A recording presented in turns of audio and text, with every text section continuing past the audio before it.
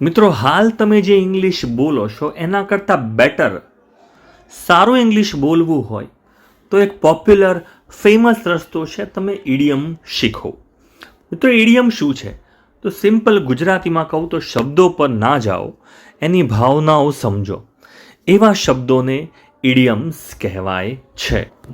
તમે કહેશો સર આ કઈ રીતે? તો હું તમને સમજાવું. મિત્રો, જો હું તમને પૂછું કે રેઇનિંગ કેટ્સ એન્ડ ડોગ્સ શબ્દ કયો છે? રેઇનિંગ કેટ્સ એન્ડ ડોગ્સ અહીંયા લખેલું છે. રેઇનિંગ કેટ્સ એન્ડ ડોગ્સ, આનો અર્થ શું થાય? તો એનો મતલબ એવો નથી કે આકાશમાંથી બિલ્લીઓ પડી રહી છે, કૂતરાઓ પડી રહ્યા છે. એનો અર્થ એવો ના થાય.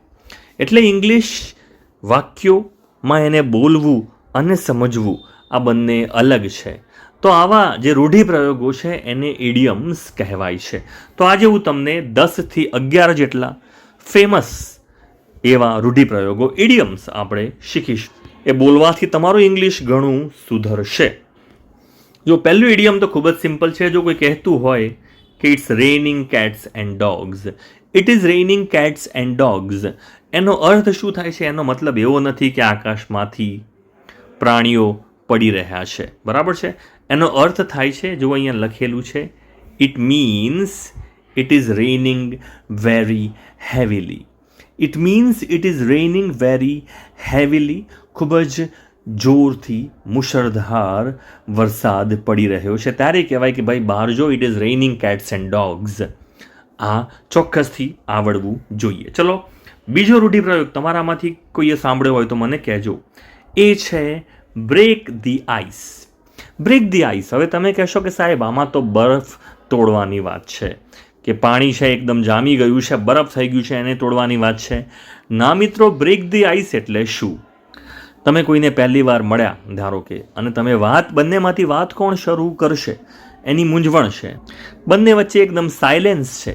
તો આમાં જે વાતચીત શરૂ કરે, કે કોઈ શરૂ કરે તો વાતચીત શરૂ થાય, એ કન્ડિશન માટે શું વપરાય છે? Break the ice. તો અર્થ છે, it means starting a conversation in a friendly way. Friendly way, મિત્રની રીતે આપણે વાત શરૂ કરીએ. બરાબર છે? એને કહેવાય છે બ્રેક ધી આઈસ. ચોક્કસથી. ત્રીજો રૂઢિપ્રયોગ કયો છે? Hit the sack. Hit the sack. હવે જુઓ, સેકનો મતલબ થાય છે ઘઉંનો કોથળો.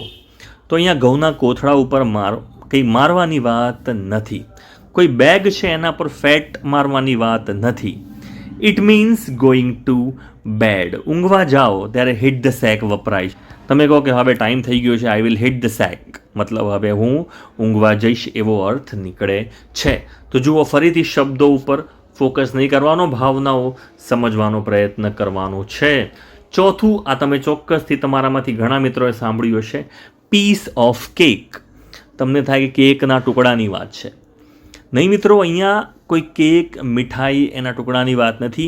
અહીંયા એવું કહેવું છે કે એવું કોઈ પણ કામ જે ખૂબ જ સરળ હોય, it's very easy, something very easy, એવું કોઈ કામ જે ખૂબ જ સરળ છે, એને કહેવાય છે આ તો મારા માટે પીસ ઓફ કેક છે. It is a piece of cake for me. મારા માટે પીસ ઓફ કેક છે, ખૂબ જ સરળ છે, એવું તમે કહી શકો છો.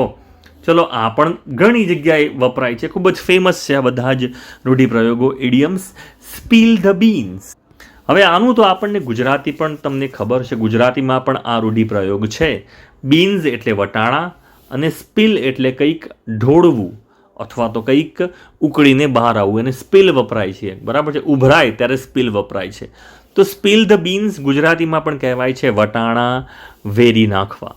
ક્યાં ને યાર વટાણા વેરી નાખે, આનો મતલબ એ થાય છે કે કોઈ સિક્રેટ છે, કોઈ વસ્તુ એકદમ ગુપ્ત માહિતી છે અને કોઈ ભૂલથી કહી દે તો આપણે એને કહીશું કે રિવીલિંગ અ સિક્રેટ. કોઈ સિક્રેટ છે, બહાર પાડે છે, તો સ્પીલ ધ બીન્સ ત્યારે વપરાય છે. લખતા રહેશો મિત્રો. જે લોકો તૈયારી કરે છે ઇંગ્લિશ શીખવા માટે, કોઈ પરીક્ષા માટે, એના માટે તો આ ખાસ જરૂરી છે. ઇડિયમ્સ આવડવા જ જોઈએ. ઇડિયમ્સનો બીજો છે under the weather. Under the weather. હવે આનો મતલબ એવો થાય કે વેધર એટલે તમે કહેશો કે હવામાન, અને અંડર એટલે નીચે. તો આનો મતલબ એવો નથી કે હું વાતાવરણમાં નીચે ઊભો છું, કે ભાઈ વરસાદ પડે છે નીચે ઊભો છું, એવો અર્થ નહીં થાય. અંડર ધ વેધર મતલબ કે હું થોડો આઈ એમ ફિલિંગ સિક એવો અર્થ થાય છે. તો કોઈ એમ કહે કે he is under the weather અથવા I am feeling under the weather, એનો મતલબ એવો નથી કે ભાઈ હું વાતાવરણમાં નીચે ઊભો છું. એનો મતલબ એવો છે કે હું બીમાર છું, મને થોડું બીમારી જેવું, તબિયત ખરાબ હોય એવું લાગે છે. આઈ એમ ફિલિંગ સિક, થોડું બીમારી જેવું લાગે છે, ત્યારે અંડર ધી વેધર વપરાય છે. ચલો બીજો શબ્દ છે કોલ્ડ ફીટ. હવે તમે કહેશો સર આ તો આવડે છે, કોલ્ડ એટલે ઠંડુ અને ફીટ એટલે પગ. પગ ઠંડા થઈ ગયા હોય તો કોલ્ડ ફીટ વપરાય. તો મિત્રો ફરીથી શબ્દો ઉપર નહીં જતા, ભાવનાઓ સમજો. જ્યારે કંઈક કરવું હોય, બરાબર છે, અને તમે એકદમ ગભરાઈ જાઓ, એ વસ્તુ કરવા માટે તમે નર્વસ થઈ જાઓ, કે તમને લેક્ચરમાં ઊભા કર્યા અને કશું જ આપણને સ્ટેજ પર બોલાવ્યા, કશું જ બોલતા આવડતું નથી, ત્યારે કહેવાય કે ત્યારે he has a cold feet, એવું કહી શકાય. મતલબ કે જે વ્યક્તિ નર્વસ છે એના માટે આ કોલ્ડ ફીટ શબ્દ વાપરી શકાય છે. It means feeling nervous about doing something. ચોક્કસથી જોતા રહેજો. 8મું શું છે મિત્રો? 8મું ઇડિયમ હવે તમે આ સાંભળ્યું હશે, બાઇટ યોર ટંગ. બાઇટ એટલે તમે કહેશો, આ પણ તમને આવડી ગયું છે, તમે કહેશો સાહેબ બાઇટ એટલે ડૂચો ભરવો, બરાબર છે, કરડવું. યોર એટલે તમારી, અને ટંગ એટલે જીભ. તમે કહેશો તમારી જીભને તમે જાતે ડૂચો ભરો, એવો અર્થ નથી મિત્રો. ફરીથી, બાઇટ યોર ટંગ એનો મતલબ એવો નથી કે પોતાની જાતને કોઈ ઈજા પહોંચાડવાની છે. મિત્રો આનો અર્થ સિમ્પલ ભાષામાં તમને કહું તો, જ્યારે તમે કંઈક કોઈને બોલવા માંગો છો અને તમને ખબર છે કે બોલશો તો બવાલ થશે. ઘણીવાર સાચું આપણને ખબર છે, છતાં પણ જો બોલીશું તો બવાલ થશે, ઝઘડો વધી જશે, ડિસ્પ્યુટ થશે. આવું ના થાય એના માટે આપણે કહીએ છીએ કે ભાઈ તું બોલવાનું રહેવા દે. એ વખતે આપણે કહીશું કે બાઇટ યોર ટંગ, બરાબર છે. Bite your tongue it means stopping yourself from saying something. પોતાની જાતને કંઈક આપણને ખબર છે છતાં પણ કહેવાથી રોકવી, એના માટે બાઇટ યોર ટંગ આ ઇડિયમ વપરાય છે. મિત્રો કેવા આ વિડીયમ તમને મજા આવે છે? ઇડિયમ કમેન્ટમાં ચોક્કસથી લખજો. ચલો, હોલ્ડ યોર હોર્સીસ. તો ફરીથી તમારામાંથી ઘણા મિત્રો આવી જશે ફટાકથી કે હા સર હોલ્ડ એટલે મને ખબર, પોતાના ઘોડા હોય એને લગામ ખેંચીને ઊભા રાખવી, ત્યારે હોલ્ડ યોર હોર્સીસ આ વપરાય છે.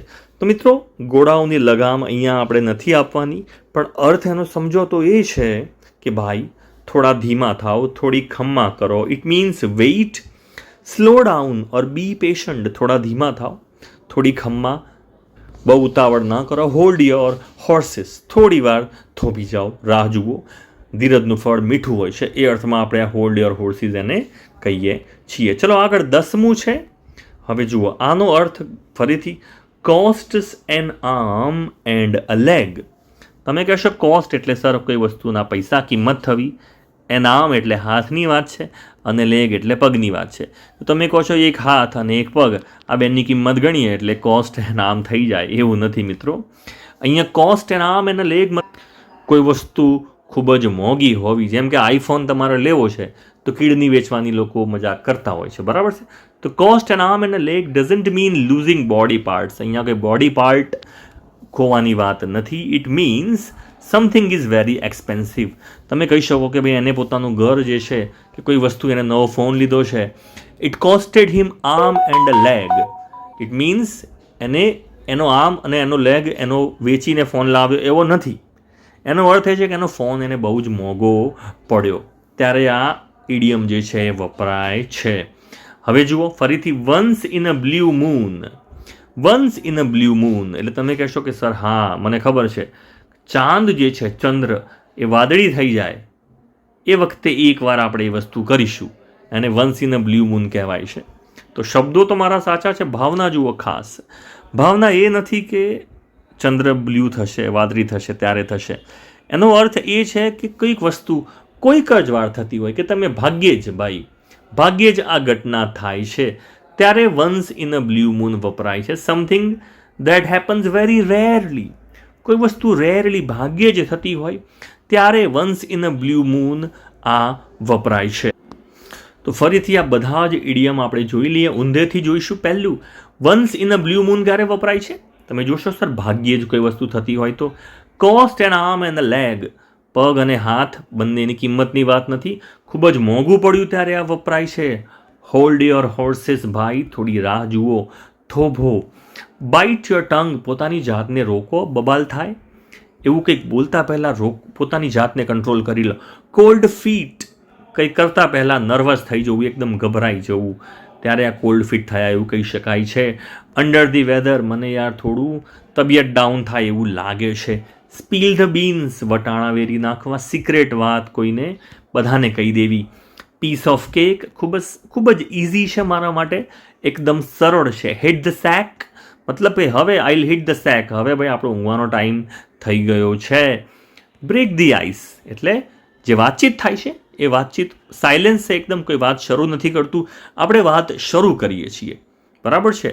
બંને વચ્ચેનું જે સાયલેન્સ છે, સાયલેન્સ તોડવું એને કહીશું આપણે બ્રેક ધી આઈસ. અને રેઇનિંગ કેટ્સ એન્ડ ડોગ, તમને ખબર જ છે, ખૂબ જ વરસાદ પડવો. તો મિત્રો, ચોક્કસથી આ વિડીયો તમને ગમ્યો હશે, કમેન્ટમાં મને જણાવશો અને ચેનલને સબસ્ક્રાઇબ કરવાનું નહીં ભૂલતા. Thanks for watching.